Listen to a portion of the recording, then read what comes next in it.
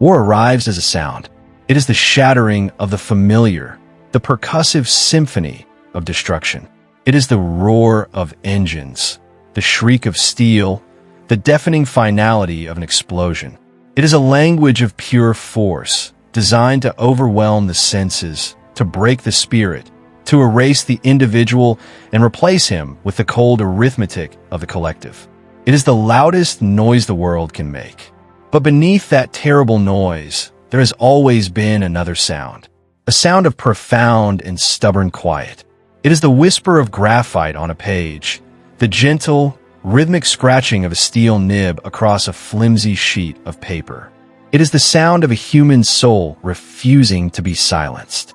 In the suffocating darkness of a trench, in the stifling heat of a jungle encampment, in the sterile silence of a field hospital, this quiet sound was an act of rebellion. It was the sound of a bridge being built, thread by fragile thread, across an ocean of chaos and fear. It was the sound of a letter being written. Before our age of instant light, of voices carried on invisible waves and faces summoned on a glass screens, distance was a physical tyrant. To be separated was to be plunged into a silence that was nearly absolute. For the soldier torn from his home, and for the family he left behind, this silence was a constant, gnawing presence, a vacuum in which fear and doubt could grow to monstrous proportions. The letter was the only weapon against it. It was a physical object, a tangible piece of a world that seemed to be dissolving into memory. It was a relic from a life of normalcy, a promise that such a life might, one day, return. The sheer scale of this paper conversation is almost impossible to comprehend. During the First World War, the British Army Post Office alone processed a torrent of correspondence that peaked at over 12 million letters in a single week. Expand that across all armies, all fronts, all nations for the duration of the conflict, and the numbers become astronomical, soaring into the billions. It was the largest collective outpouring of human emotion in history. Imagine those letters as individual drops of water. Together, they formed a vast, invisible ocean of hope, grief, loneliness, and unwavering love that flowed ceaselessly across a war-torn globe. They were not a byproduct of the war. They were a central theater of it. While generals moved armies, these scraps of paper moved hearts, and in doing so, they fueled the very will to endure. To the soldier, the act of writing was an act of temporal teleportation. With a pencil stub and a scrap of paper resting on his knee, he could leave the mud, the stench, and the ever-present shadow of death. He could return to his mother's kitchen, smelling the phantom scent of baking bread. He could walk beside his sweetheart along a familiar riverbank. The memory of her hand is more real than the rifle leaning against the trench wall. The letter was a sanctuary, a private space where he could, for a few precious moments, cease to be a number, a uniform, a cog in the great machine of war, and become himself again. A son, a husband, a brother, a lover. The paper itself became a sacred object. It was carried in breast pockets, tucked inside helmets, wrapped in oilskin to protect it from the relentless damp. It was read and reread until the fold lines gave way and the paper became as soft as worn linen. The words were memorized, recited in the dark like a prayer or a mantra, a shield against the encroaching madness. A letter from home was a confirmation of existence. It was proof that the world he was fighting for still existed, that the people he loved were real and were waiting, that he was not a ghost haunting a landscape of nightmares, but a man with a past to cherish and a future to reclaim. And for those at home, the arrival of the postman was the most dramatic moment of the day. It was a daily referendum on life and death. A letter in familiar handwriting was a reprieve, a reason to breathe again, a small victory against the crushing anxiety of the unknown. Its contents were devoured, shared, and analyzed with the intensity of a sacred text. Every phrase was weighed. Every casual mention of the weather or a friend was searched for a deeper meaning, a hidden clue about the writer's true state of mind. But within this exchange, a silent, unspoken contract was forged. It was the contract of a noble lie. The soldier, witness to horrors that defied language, understood instinctively that to describe his reality in full would be to inflict a wound as grievous as any physical injury. He could not write of the friend who vanished in a cloud of red mist beside him. He could not describe the terror of a gas attack, the feeling of his lungs catching fire. He could not convey the soul-numbing exhaustion or the gnawing fear that lived in the pit of his stomach.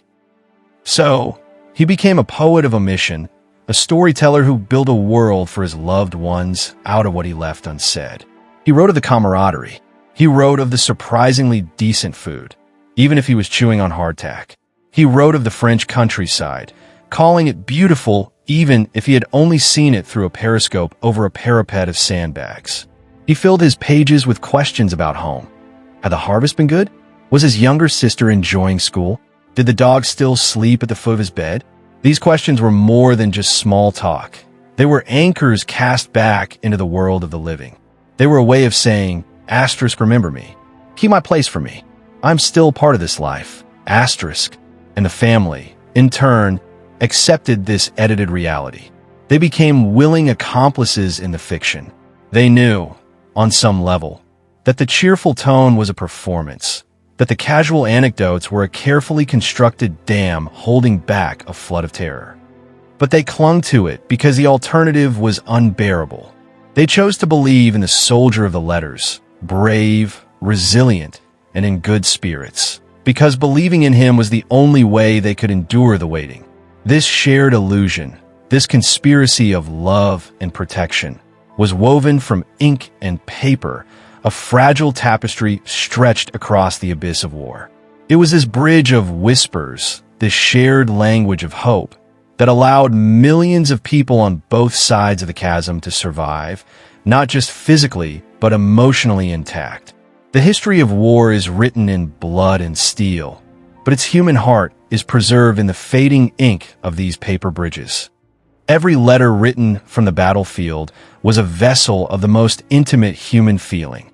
It was a private conversation, a sacred space for two souls. But this vessel, on its long journey home, was never truly alone. It was pursued by a silent, omnipresent shadow, an unseen third party to every declaration of love and every word of reassurance. Before a letter could reach the hand of a waiting mother or a hopeful wife, it had to pass under the watchful eye of the state through the dispassionate hands of the censor. Censorship was not born of malice, but of cold, military logic. In the new age of total war, information was a weapon as potent as any artillery shell. A soldier's casual mention of his new location could betray a troop movement. A complaint about faulty equipment could be a gift to enemy intelligence. A description of dwindling morale could be more damaging than a lost battle. The army had a duty to protect its secrets, to control the narrative, and to maintain the fighting spirit of both its soldiers and the civilian population that supported them. The censor's office was the furnace where the raw, unfiltered experiences of the front were melted down and recast into a form that was deemed safe, morale-boosting, and strategically sterile. Imagine vast, cavernous halls, repurposed ballrooms, or government offices filled with hundreds of individuals, many of them women, seated at endless rows of tables. They were not reading for pleasure or for empathy. They were hunters, armed with a list of forbidden words and a sharp blue pencil, a pair of scissors, or a bottle of thick, black ink. Their task was to read with a scalpel, to perform a kind of literary surgery on the soul of the army. They worked swiftly, methodically, their faces impassive. They were the gatekeepers of truth, deciding which parts of soldiers' reality were permissible for the journey home. The rules were extensive and absolute.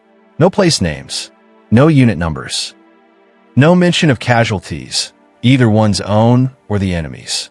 No criticism of the high command, no detailed descriptions of new weaponry, and, perhaps most chillingly, no words that might cause alarm or despondency. This vague and powerful mandate gave the censor immense power over the emotional content of the letters. Words like mud, rats, fear, and death were often excised, not for their strategic value, but for their emotional weight. The goal was to construct a parallel version of the war, a war that was challenging, perhaps, but ultimately manageable, heroic, and free from the visceral, spirit-breaking horror of the real thing. The methods were crude, but effective. A simple blue pencil line would strike through a forbidden word. For more serious transgressions, the censor wielded a pair of scissors, neatly snipping out an entire sentence or paragraph, leaving a stark, rectangular void in the body of the letter. The most brutal method was the application of thick, black Indian ink, a complete and utter obliteration of the words beneath, leaving a dark, impenetrable scar on the page. Each of these marks, each cut, and each black stain was a testament to a story that was deemed too dangerous to be told. For the soldier at the front, the existence of the censor was a constant, frustrating presence, a ghost peering over his shoulder as he wrote. It forced him into a state of self-censorship, to think twice about every word. It was another form of exhaustion. How do you describe your world when all the essential nouns of that world are forbidden? How do you convey your feelings when the words for those feelings are considered contraband? Writing became a game of strategy, a battle of wits against an unknown and unseen adversary. Soldiers developed intricate codes and private languages. A mention of heavy rain might refer to an artillery barrage. An inquiry about a mutual friend with a specific name might signal the soldier's location to a family who knew the code. It was an attempt to reclaim a small measure of privacy, to whisper the truth through the cracks in the wall of silence. But it was for the recipient at home that the censor's mark held the most terrifying power. A letter arriving with those telltale scars was a deeply ambiguous object. On one hand, it was proof of life, but on the other, the blacked-out words and empty holes became a canvas for the imagination's darkest fears. The empty space did not create calm. It created a vacuum that was instantly filled with horrific possibilities. What was in that missing paragraph? Was it a description of a terrible battle? Was he confessing his fear? Was he saying goodbye? The censor's silence was often louder and more frightening than any words could have been. The black ink did not hide the war. It amplified the dread of it. It was an official government stamp that declared, "The reality of your loved one's situation is so terrible, we cannot even allow you to read it." This process created a profound and lasting disconnect. A chasm of experience opened up between the soldier and his family, a chasm that was maintained by the censor's diligent work. The soldier was living a truth he could not articulate, and the family was living in a carefully curated fiction. He was fighting two wars, one against the enemy in the opposite trench, and another against the silence imposed upon him by his own side. When these men finally came home, many found it impossible to bridge that chasm. They had been forbidden from sharing their reality for so long that they had forgotten how, or had come to believe that no one could possibly understand anyway. The silence imposed by the censor during the war often became a permanent silence after it, a quiet and isolating legacy of the man with the blue pencil. In his quest to protect the nation, had inadvertently severed some of its most vital human connections. In the midst of the state-sanctioned silence and the self-imposed fictions, the wartime letter became a vessel for the one truth that could not and would not be censored, the truth of love. In the dehumanizing landscape of war, where an individual life was a fleeting and expendable commodity, love was the ultimate act of self-assertion. It was a declaration that one's life mattered, that it was anchored to another soul, and that this bond was more powerful than any army, any ideology, any instrument of death. The letter became the sanctuary where this truth was nurtured, where it was protected from the brutalizing realities of the world. It was where love, denied physical expression, learned to live and breathe and flourish on paper. The wartime love letter was a unique literary form, a hybrid of memory, observation, and desperate, hopeful fantasy. It was an exercise in world building, with the present being an unbearable reality of chaos and fear. The letter writers, both at the front and at home, became architects of a shared inner world, a fortress built from the bricks of the past and the blueprints of the future. The past was the foundation. The letters are filled with the invocation of shared memories, moments that were, perhaps, trivial at the time, but were now imbued with a sacred glow. Do you remember that rainy afternoon we spent at the cafe on High Street? A soldier would write, "I can still taste the cinnamon in the tea. I hold that memory in my mind when the nights get cold." These recollections were more than nostalgia. They were a vital form of sustenance. Each shared memory was a confirmation that a better world had once existed and, therefore, could exist again. It was a way of holding onto the identity of the person they were before they were a soldier, before they were a waiting fiancé. They were reminding each other and themselves that they were more than their current circumstances. But if the past was the foundation, the future was the grand, soaring architecture of the dream itself. The most poignant and powerful passages in these letters are almost always about after. After the war is over. After I come home. This after was a promised land, a parallel universe that they built together, detail by loving detail, in their correspondence. They did not speak of the future in vague terms. They rendered it with the precision of an engineer and the passion of an artist. They planned weddings and letters that crossed oceans. She would describe the lace on her dress. He would describe the expression he imagined he would have on his face as she walked towards him. They furnished entire houses. "There will be a bookshelf by the fireplace," he would write, "filled with your poetry books.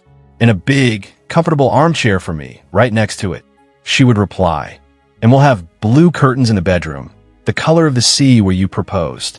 They debated the names of their unborn children. They planned gardens. They mapped out holidays they would take. This was not idle daydreaming. This was a profound act of psychological warfare against the despair of the present. By writing this future into existence on the page, they were making it real. They were creating a narrative so powerful, so detailed, and so compelling that it gave them a reason to survive.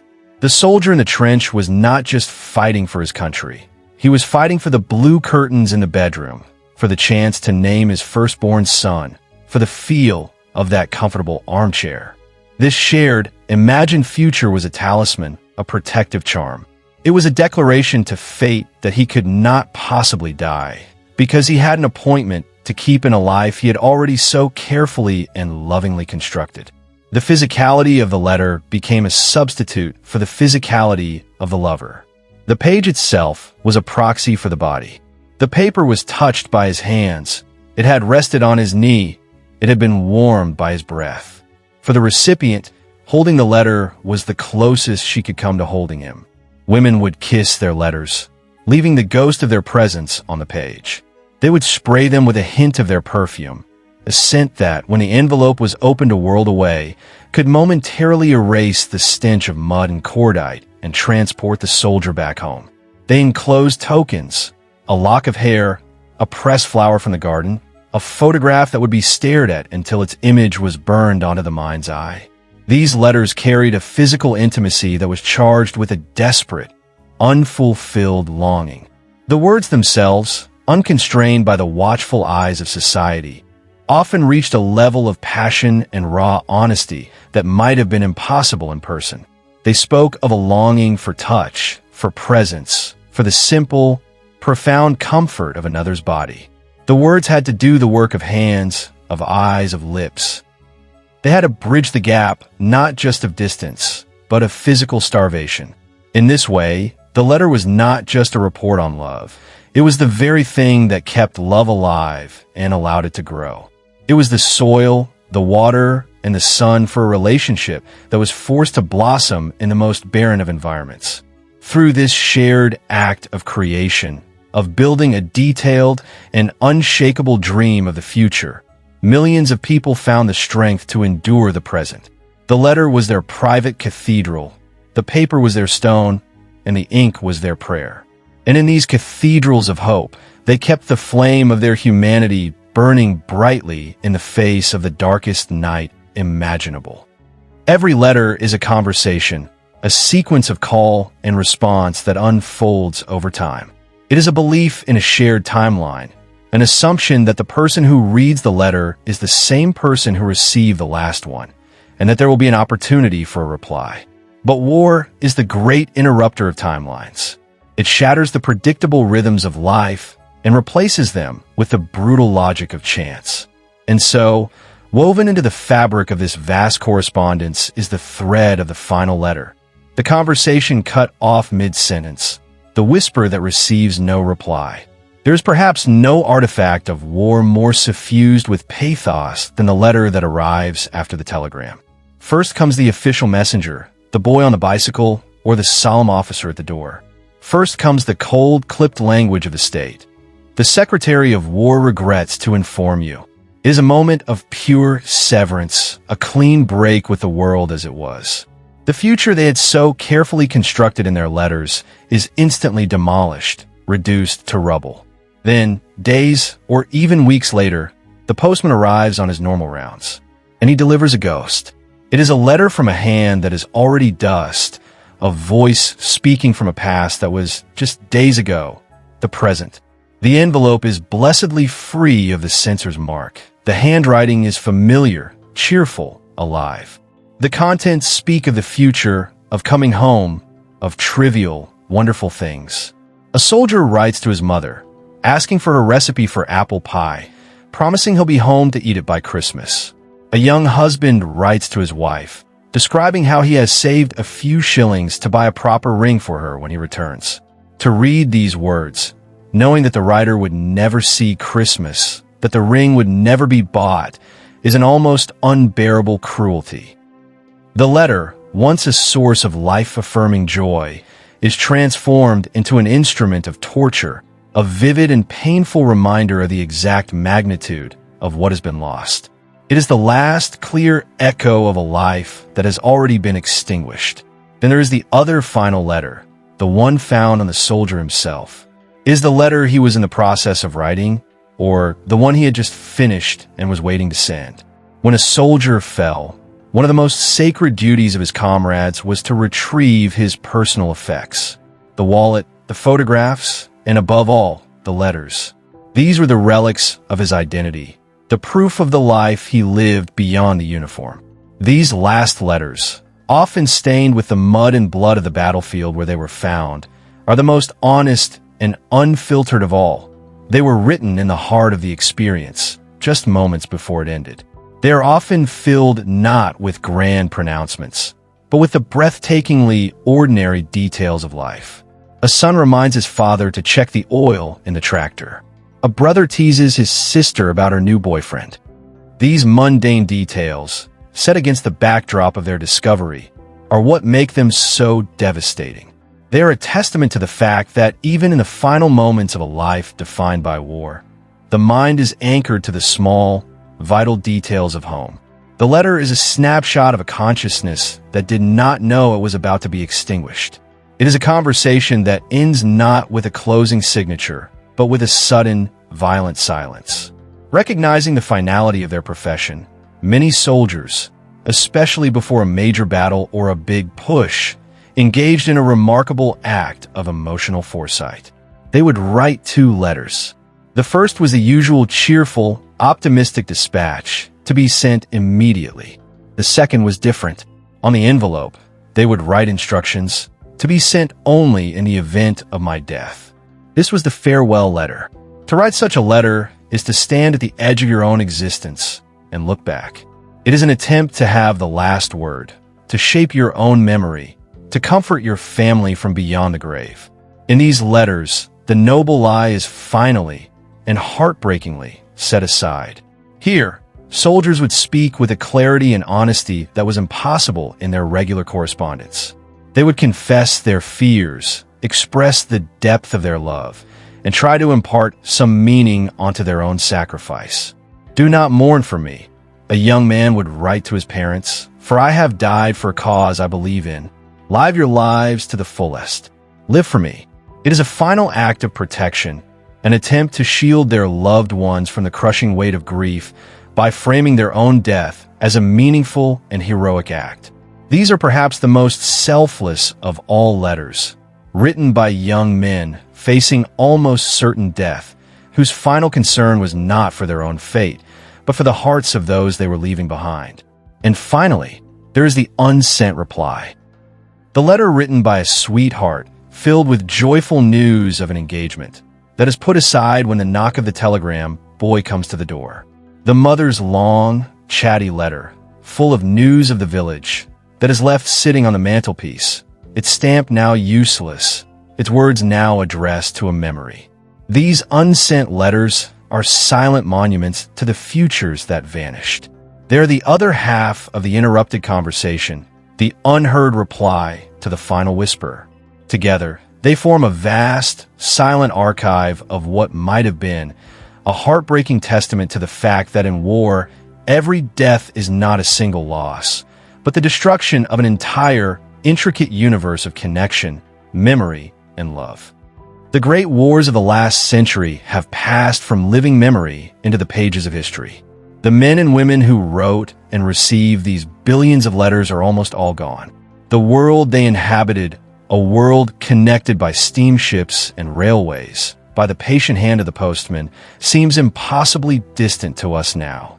We live in an age of instantaneous communication, a world of ephemeral texts and fleeting digital images.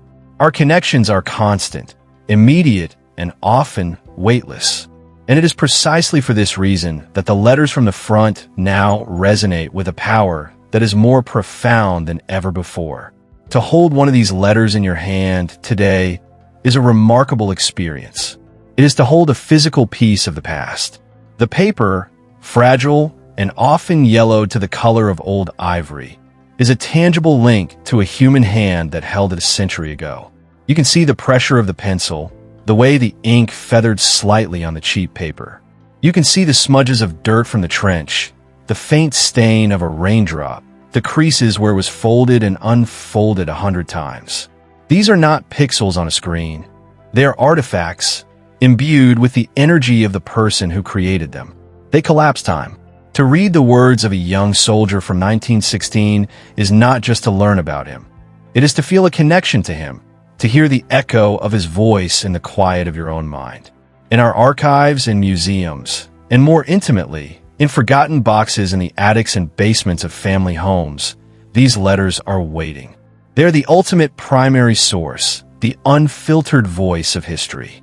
They are not the sanitized accounts of generals or the strategic narratives of politicians. They are history from the ground up, from the inside out. They are the story of great global events told through the lens of a single, aching heart. They teach us not about the strategy of the psalm, but about what it felt like to be a 19-year-old boy, terrified and homesick, trying to be brave for his mother. They are the raw data of the human condition under extreme duress. When a young person today, a great-grandchild of that generation, discovers a cache of these letters, the effect is transformative. A name carved on a distant war memorial, a face in a faded family photograph, is suddenly given a voice, a personality, a soul. They discover a great-grandfather who had a terrible sense of humor, who complained about his commanding officer, who was hopelessly in love with the woman who would become their great-grandmother. The letter resurrects the individual from the anonymity of history. It reminds us that the unfathomable statistics of war, the millions dead, the millions wounded, are not statistics at all. They are a collection of individual stories, of stolen futures, of unfinished conversations. These letters allow us to build empathy across the chasm of generations, to understand the past not as a series of events, but as a lived experience. They also stand as a powerful testament to the resilience of the human spirit. In a world that seemed intent on proving the primacy of hatred, violence, and destruction, every single letter was an act of defiance. Every declaration of love, every shared joke, every hopeful plan for the future was a vote for the forces of life, of connection, of creativity. They demonstrated that even when stripped of everything, people will cling to their most fundamental relationships. The need to love and be loved, to belong, to be remembered, is as essential to human survival as food and water. These letters are the proof. The ink is faded now, the paper is fragile, but the emotions they contain are timeless.